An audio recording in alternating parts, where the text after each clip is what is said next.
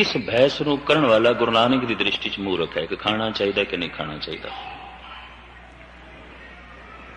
ਇਹ ਪੰਕਤੀ ਗੁਰੂ ਨਾਨਕ ਦੀ ਮੈਂ ਇਸ ਵਾਸਤੇ ਨਿਰਣਾ ਕਰਦਾ ਪਿਆ ਕਿ ਇਹ ਝਗੜਾ ਇੰਡੀਆ 'ਚ ਤੇ ਹੈ ਨਹੀਂ। ਮੈਂ ਇਤਨਾ ਸ਼ਹਿਰਾਂ 'ਚ ਭਰਮਣ ਕਰਦਾ, ਕੋਈ ਇਸ ਤਰ੍ਹਾਂ ਦਾ ਸਿਲਸਿਲਾ ਮੈਂ ਦੇਖਿਆ ਨਹੀਂ, ਪਰ ਬਾਹਰ ਕੁਝ ਜ਼ਿਆਦਾ। ਉਹਦਾ ਇੱਕ ਕਾਰਨ ਕਿ ਪੰਥ ਦੀ ਬਣਾਈ ਹੋਈ ਜੋ ਮਰਿਆਦਾ ਹੈ ਉਸ ਦਾ ਕੋਈ ਪ੍ਰਚਾਰ ਨਹੀਂ ਹੋਇਆ, ਗੁਰਬਾਣੀ ਦਾ ਪ੍ਰਚਾਰ ਨਹੀਂ ਹੋਇਆ। ਸਿੱਧੀਆਂ ਪੁੱਠੀਆਂ ਗੱਲਾਂ ਜਿਸ ਨੇ ਕਹਿ ਦਿੱਤੀਆਂ ਉਹ ਕਬੂਲ ਕਰ ਲਈਆਂ ਗਈਆਂ, ਜੋ ਪੰਥਕ ਖਰੜੇ ਤੇ ਵੀ ਪੂਰੀਆਂ ਨਹੀਂ ਉਤਰਦੀਆਂ। ਤੇ ਤੁਸੀਂ ਆ ਉਸ ਖਰੜੇ ਨੂੰ ਮੰਨਦੇ ਨਹੀਂ, ਫਿਰ ਤੇ ਨਿਰੰਕਾਰੀਆਂ ਦਾ ਵੀ ਕੋਈ ਕਸੂਰ ਨਹੀਂ ਤੇ ਰਾਧਾ ਸਵਾਮੀਆਂ ਦਾ ਵੀ, ਕਿਉਂਕਿ ਉਹ ਵੀ ਕਹਿੰਦੇ ਅਸੀਂ ਨਹੀਂ ਮੰਨਦੇ। ਔਰ ਜੇ ਹੁਣ ਨਿਕੰਮੇ ਝਗੜੇ ਲੈ ਕੇ ਅਸੀਂ 2-2 3-3 ਧੜੇ ਖੜੇ ਕਰ ਛੱਡਨੇ ਨੇ, ਬਹੁਤ ਸਾਰੇ ਬੰਦੇ ਇਸ ਵਾਸਤੇ ਹਟ ਪੈਂਦੇ ਨੇ, ਨਿਕੰਮੀ ਬਹਿਸ ਛੇੜ ਬੈਠਦੇ हैं। और सतगुर इस बहस ਨੂੰ ਤੇ ਕਰੀਬਨ ਮੂੜਤਾ ਹੀ ਮੰਨਦੇ ਨੇ ਕਿ ਮਾਸ ਮਾਸ ਕਰ ਮੂਰਖ ਝਗੜੇ, ਗਿਆਨ ਧਿਆਨ ਨਹੀਂ ਜਾਣੇ, ਕੌਣ ਮਾਸ ਕੌਣ ਸਾਗ ਕਹਾਵੇ, ਕਿਸਮੇ ਪਾਪ ਸਮਾਣੇ। ਤੇ ਇਹ ਬਹਿਸ ਮੈਂ ਛੇੜ ਦੇਵਾਂ ਤਾਂ ਕਰੀਬਨ ਮੈਂ ਵੀ ਮੂੜਾਂ, ਪਰ ਸਿਆਣਪ ਹੋਣ ਦਾ ਦਾਵਾ ਨਹੀਂ ਮੇਰਾ, ਲੇਕਿਨ ਮੂਰਖਤਾ ਦੀ ਮੋਹਰ ਲਵਾਉਣ ਤੋਂ ਜੀ ਘਬਰਾਉਂਦਾ ਹੈ। ਇੰਨੀ ਮੈਂ ਜ਼ਰੂਰ ਅਰਜ਼ ਕਰਦਾ, ਕਿਉਂਕਿ ਸਤਿਗੁਰ ਕਹਿੰਦੇ ਨੇ ਮੂੜ ਹੈ ਤੇ ਬੰਦਾ ਇਸ ਬਹਿਸ ਨੂੰ ਛੇੜਦਾ ਹੀ ਕਿਵੇਂ ਹੈ। ਇਹ ਬਹਿਸ ਛੇੜਨ ਵਾਲੀ ਨਹੀਂ। ਤੇ ਸਤਿਗੁਰ ਇਸ ਦੇ ਸਵਾਲ ਕਰਦੇ ਨੇ, ਕੌਣ ਮਾਸ ਕੌਣ ਸਾਗ ਕਹਾਵੇ, ਕਿਸਮੇ ਪਾਪ ਸਮਾਣੇ। ਪਹਿਲੇ ਮੈਨੂੰ ਇਹ ਖੋਲ ਕੇ ਦੱਸੋ, ਸਾਗ ਕੀ ਹੈ ਤੇ ਮਾਸ ਕੀ ਹੈ। ਗੁਰੂ ਨਾਨਕ ਦੇਵ ਪਹਿਲਾ ਮਾਸੋ ਨਿਮਿਆ, ਮਾਸੇ ਅੰਦਰ ਸਾਸ,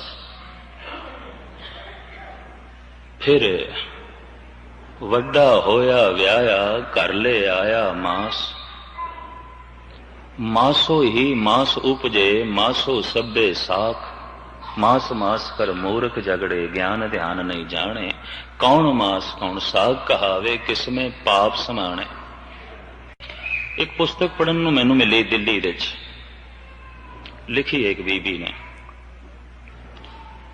ਔਰ ਉਸ ਪੁਸਤਕ ਦੇ ਉੱਪਰ पंक्ति ये रस मीठा रस मास। 400 सफ़े की पुस्तक, इस दे विच करीबन इस ढंग नाल सिखी रूप पेश किया गया जिहड़ा पुराना ब्राह्मण मत से। ते मैं फिर अर्ज करा, सिख धर्म जैन धर्म नहीं है, सिख धर्म बौद्ध धर्म नहीं है, सिख धर्म सनातन मत नहीं है, सिख धर्म ब्राह्मण मत नहीं है। ते जिस ढंग की अहिंसा ते जिस ढंग की छुआ छात सिख धर्म दे लियांदी गई है, निरोल पुराना ब्राह्मण मत और कुछ नहीं है, निरोल पुराना ब्राह्मण मत। और जिहड़ियां गल्लां मैं कह रहा जरूर इतिहासक ग्रंथ पढ़ना है, मैं किधरे भुल करदा वां मेरी सुधाई कर देना जरूर, क्योंकि इन्हां इतिहासक ग्रंथां नूं लैके मैं कौम दे बड़े मुखियां दे अगों घुमिया। ये इतिहास है साडा। तो हुण संक्षेप विच मैं अर्ज करा, ये पुस्तक जद मैनूं भेट की गई, जिहदे च करीबन रहतनामे ते उन्हां तमाम पंक्तियां नूं छड़ दिता गया जो गुरु ग्रंथ साहिब दीयां सन इस विषय के संबंध विच। कुछ वो पंक्तियां ले ले गईयां भगत कबीर दीयां जो कुर्बानी के संबंध विच ने, जिथे कबीर कहंदे ने भी तुसी कहंदे हो हलाल कीता है, इहदा की मतलब है? खुदा ते कुर्बानी नहीं मंगदा, खुदा नूं ते लोड़ नहीं, तुहाडी लोड़ हो सकदी, खुदा दी लोड़ नहीं है। मक्के च तुसी कटी जा रहे हो गऊआं नूं बकरियां नूं ते आखो खुदा मंगदा है, खुदा दी ये मंग नहीं है, खुदा दी ये लोड़ नहीं है, खुदा दी ये चाहत नहीं है, इनू खुदा नाल ना जोड़ो। कबीर करीबन रोज़ियां दे नाल रमज़ान के दिनों जो सिलसिला ये चल रहा है उसकी चर्चा करते हैं, और ये सारी गल खोल के महान टीकाकार गुरु ग्रंथ साहिब के प्रिंसिपल साहिब सिंह ने खोल दी है। पढ़ी दिल्ली विच मैनूं भेंट की गई, तो मैं उस बीबी नूं कहा ठीक है तुम्हें पुस्तक लिखी है, तो इस दे जो कुछ लिखे है वो तो सिरलेख तो ही पता चलता पाया, तो पुस्तक के नाम तो ही पता चल रहा। पर मैं पुस्तक कबूल नहीं करनी, या इस संबंधी कुछ विचार वटांदरा पहले कर। खैर बैठ गए उसकी कोठी च नाल ही मॉडल टाउन की गल।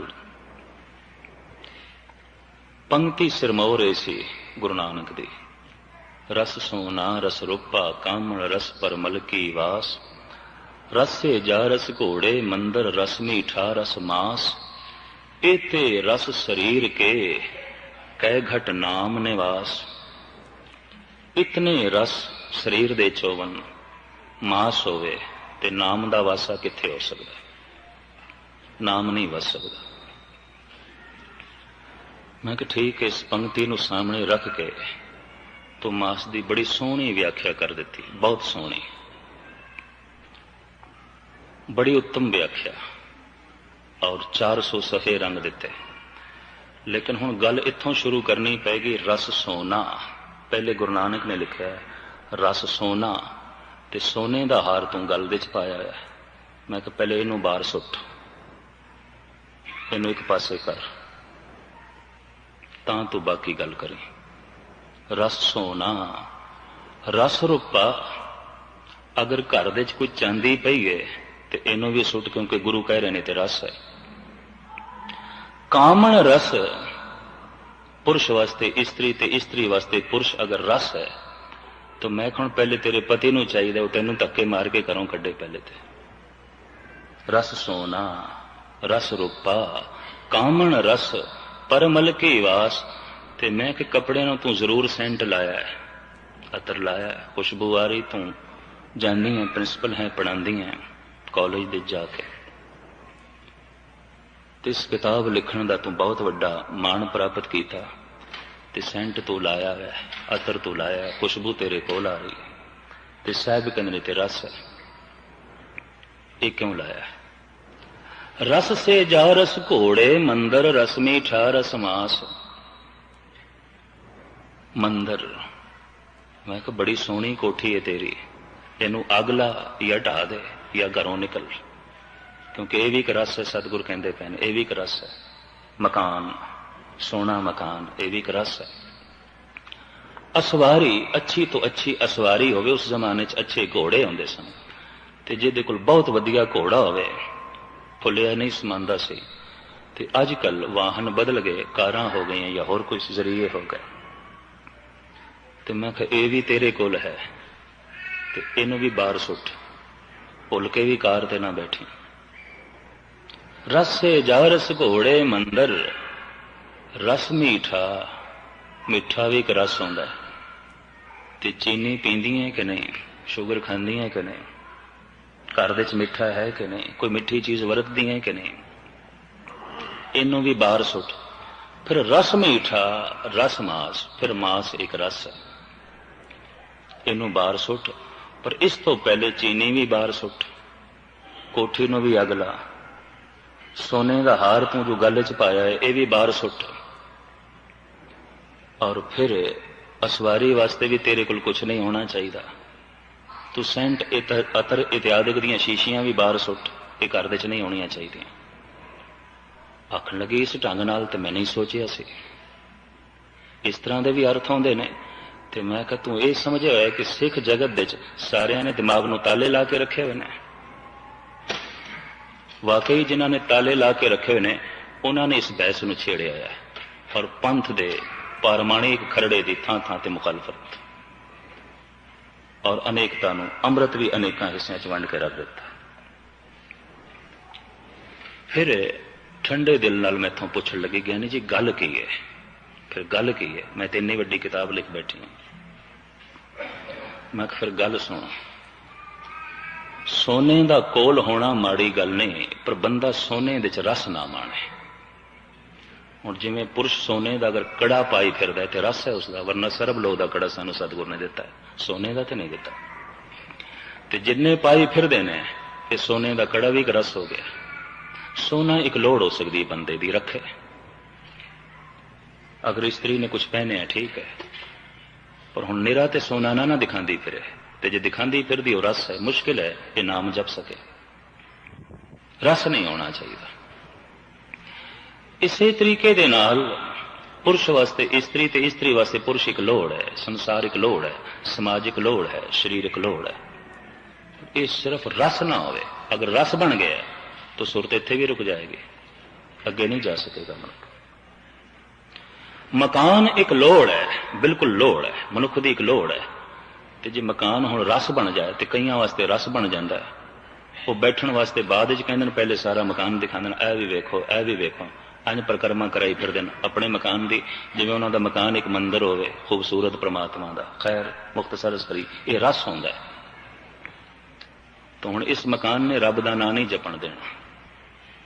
कईयां वास्ते गड्डी कार इत्यादक रस बन जाती है, भी लोकी वेखण कोई वधिया होवे कार, आम कारां ते लोकी पे घुमदे ने, कोई खास होवे, कोई सिलसिला खास होवे, विशेष होवे। ते जे हुण कार दे आसरे ते तू विशेष होना, सब कुछ रस हो जाए, सुरत रुकेगी। ते मिठा एक लोड़ है, शरीर दे च माड़ा मोटा जाना ही चाहिए थोड़ा बहुत, इहदी एक लोड़ है। पर यह हुण रस ही बन जाए, कई बंदियां दा मिठी चीज खाना एक रस बन जाता है।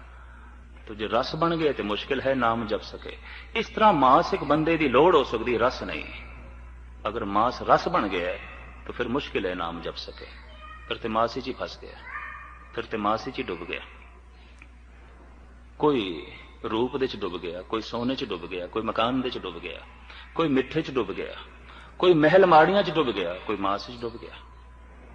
सतगुर इन्हां सारियां नूं रस पै कहंदे ने, एक नूं रस नहीं आख्या। फिर इस पंक्ति नूं सरवण करना गुरु नानक देव जी महाराज दी। रस सोना रस रूपा कामण रस परमल की वास, रस से जा रस घोड़े मंदर, रस मीठा रस मांस, एते रस शरीर के कै घट नाम निवास। अगर इन्ने रस इस शरीर दे च ने, नाम किथे वसेगा।